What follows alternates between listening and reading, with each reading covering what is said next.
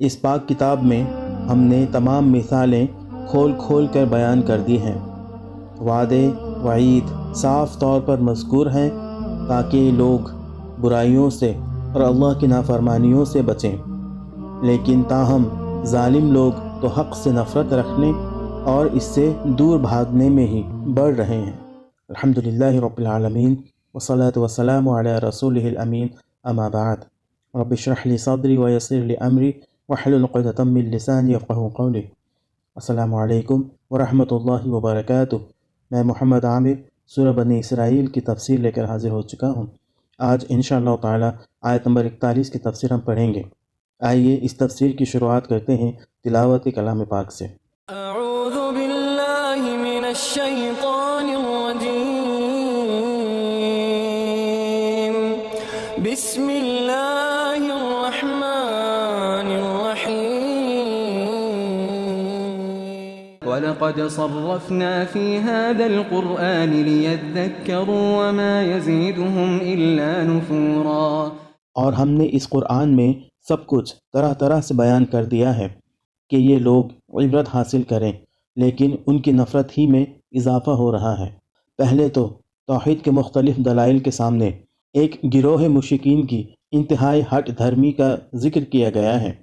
ارشاد ہوتا ہے، ہم نے اس قرآن میں بہت سے استدلال پیش کیے اور طرح طرح سے مؤثر طور پر بیان کیا تاکہ وہ سمجھیں اور راہ حق میں قدم اٹھائیں، لیکن ان سب استدلال اور بیانات پر انہوں نے فرار ہی کیا اور ان کی نفرت کے سوا کسی چیز کا اضافہ نہ ہوا۔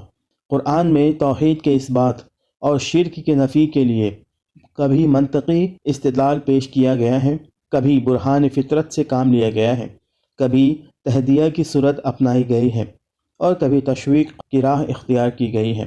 خلاصہ یہ کہ مشرکین کو بیدار اور آگاہ کرنے کے لیے کلام کے مختلف طریقوں اور فنوں سے استفادہ کیا گیا ہے، لیکن ان میں سے ایک گروہ اس قدر ہٹ دھرم، متعصب اور سخت ہے کہ نہ صرف ان بیانات سے وہ حقیقت کے قریب نہیں ہوئے، الٹا ان کی نفرت اور دوری میں اضافہ ہوا ہے۔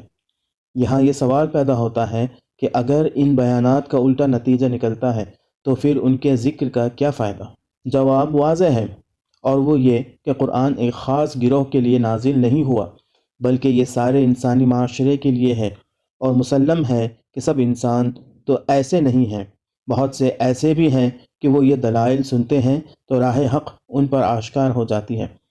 ان تشنگان حقیقت کا ہر دستہ قرآن کے کسی ایک طرح کے بیان سے فائدہ اٹھاتا ہے اور بیدار ہو جاتا ہے، اور ان آیات کے نزول کا یہی اثر کافی ہے۔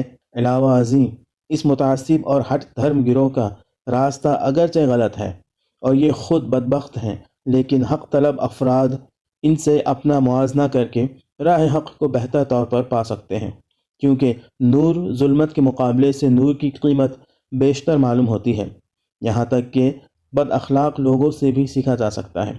ضمنی طور پر اس آیت سے تربیت اور تبلیغ مسائل کے سلسلے میں یہ درس لیا جا سکتا ہے، اعلیٰ تربیتی اہداف و مقاصد تک پہنچنے کے لیے صرف ایک ہی طریقے سے استفادہ نہیں کرنا چاہیے، بلکہ مختلف اور طرح طرح کے وسائل سے استفادہ کیا جانا چاہیے، کیونکہ استعداد مختلف ہوتی ہے، ہر ایک پر اثر انداز ہونے کے لیے خاص انداز ہونا چاہیے۔ آج کے لیے اتنا ہی۔ اللہ رب العزت سے دعا ہے کہ اللہ تعالی ہمیں اپنی اس آیت کو سمجھنے اور اس پر عمل کرنے کی توفیق عطا فرمائے، آمین۔ وآخر دعوانا ان الحمدللہ رب العالمین۔ السلام علیکم ورحمۃ اللہ وبرکاتہ۔